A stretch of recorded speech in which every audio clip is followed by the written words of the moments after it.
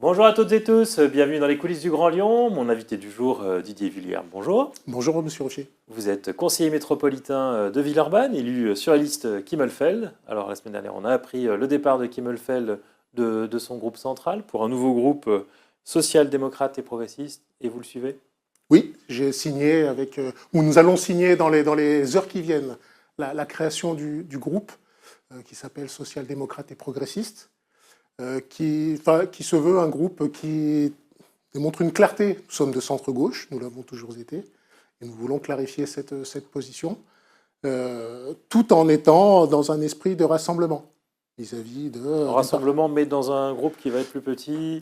C'est parfois plus simple de pouvoir affirmer clairement ses positions pour arriver à rassembler là aussi clairement. Donc vous faites partie de la Fédération progressiste de Rebsamen. La ligne, c'est dans l'opposition à Macron et l'opposition à Bruno Bernard. Alors, Emmanuel Macron n'est pas élu à la métropole de Lyon, je ne suis pas élu à l'Assemblée nationale. Donc la ligne, elle est dans l'opposition à Bruno Bernard à la métropole de Lyon. Nationalement, la Fédération progressiste se place dans un espace où il y a aujourd'hui une offre politique qui est manquante. Ce centre-gauche, cette gauche de gouvernement, cette gauche progressiste, qui s'incarne par différents mouvements un peu éclatés aujourd'hui, que ce soit la Fédération progressiste de François Rebsamen, que ce soit la Convention de Bernard Cazeneuve, ou que ce soit d'autres, tels que Raphaël Glucksmann, peut-être ont-ils vocation à un moment à se rassembler, à se fédérer, pour offrir une nouvelle offre politique aux citoyens qui, je pense, pour une partie d'entre eux, l'attendent. Ne veulent plus des outrances d'une partie de la gauche, des vociférations de LFI, qui peuvent être déçus par la politique d'Emmanuel Macron sur certains aspects, et qui donc aspirent à quelque chose de plus raisonnable, une gauche de gouvernement. Et alors pour poursuivre cette recomposition, à Villeurbanne, qui va l'incarner? C'est Jean-Paul Brett finalement? Alors, qui va l'incarner aujourd'hui? Moi, je suis Fédération progressiste. Je souhaite incarner des choses. Jean-Paul Brett a été, on va dire, un candidat de rassemblement aux législatives cet été 2024, que nous avons soutenu sans aucune hésitation. Nous verrons demain qui incarnera ce centre-gauche. En tout cas, pour ma part, je compte bien y jouer un rôle. Vous n'avez pas la rancune tenace vis-à-vis de Jean-Paul Brett, parce que quand vous étiez son adjoint, vous aviez quitté le Parti socialiste en 2019 pour suivre Prosper Caballo plutôt que Cédric Van Stevendel, et les mots de Jean-Paul Brett à votre égard à l'époque étaient pas amènes. Qu'est-ce qu'il y avait? Roitelet, habillage politique, manque de conviction. Peut-être cela traduisait-il de sa part une forme de déception, mais vous savez, il faut parfois savoir être à la hauteur des enjeux. 2024, rappelez-vous, le risque, c'était l'arrivée du Front National, enfin du Rassemblement National, pardon, au pouvoir. Sur Villeurbanne, sur la circonscription, et je le rappelle, la circonscription, c'est une commune et une circonscription métropolitaine. Le risque, c'était d'avoir, cette élection, deux candidats issus de LFI ou du Rassemblement National. Le LFI soutenu par le maire actuel, Van Stevendel, et le Rassemblement National avec une candidate dont j'ai oublié le nom. Il n'était pas envisageable d'avoir seulement ces deux offres. Et j'avoue à un moment avoir envisagé, justement, pour offrir une troisième offre, d'être candidat. Et quand Jean-Paul Brett a déclaré sa candidature, on a réfléchi il y a quelques-uns, et on s'est dit qu'il y a un moment, il faut être à la hauteur de l'enjeu, et ne pas diviser, ne pas disperser les voix. Et donc c'est pour ça qu'on a décidé de ne pas poser de candidature pour soutenir Jean-Paul Brett. La question de la rancune et du passé n'a pas d'importance quand on est face à ces enjeux-là.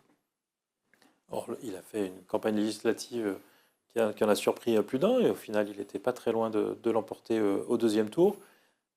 Certains pensent d'ailleurs qu'il pourrait poursuivre aux élections municipales. On sait qu'il est désormais fâché avec Cédric Van Stevendel. Vous pourriez soutenir Jean-Paul Brett? Nous verrons, mais je pense, s'il en a envie, qu'il pourra jouer un rôle dans les élections de 2026. Alors peut-être y aura-t-il en 2025 déjà une autre campagne, si jamais il devait y avoir une dissolution. Mais nous verrons quel rôle il souhaite jouer, comment nous pouvons travailler à bâtir une alternative. J'en reviens au dernier conseil métropolitain. Vous êtes intervenu pour le groupe central, le groupe de Kimmelfeld, sur le budget. Votre discours, c'était de dire aux écologistes, on vous l'avait bien dit, il fallait faire des économies plus tôt. Alors, c'est pas simplement faire des économies, c'était en tout cas essayer d'anticiper le plus possible.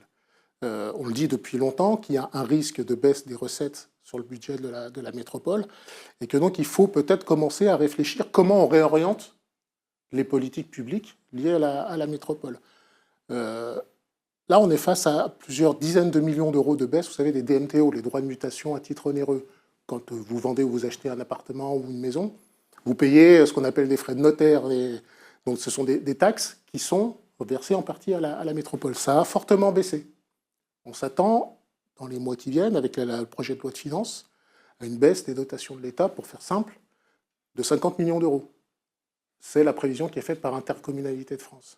Donc, à un moment, quand on a moins d'argent en recettes, il faut quand même repenser à ce qu'on fait en dépenses.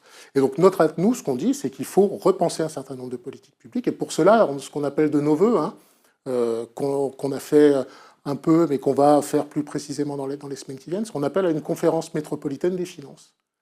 Un lieu démocratique qui associerait l'ensemble des élus de la métropole, majorité opposition. Pourquoi pas les maires des 59 communes? Ça revient à dire que la majorité de Bruno Bernard n'est pas légitime? Non, ça revient à dire que aucun débat n'est inutile. Qu'il peut être intéressant de partager les points de vue. L'objectif, c'est quoi? C'est de faire en sorte que la santé financière de la métropole permette de mener des politiques publiques. Et on peut avoir à un moment, nous aussi, nous en tout cas, on souhaite se placer dans une logique constructive et d'apporter des choses et des contributions.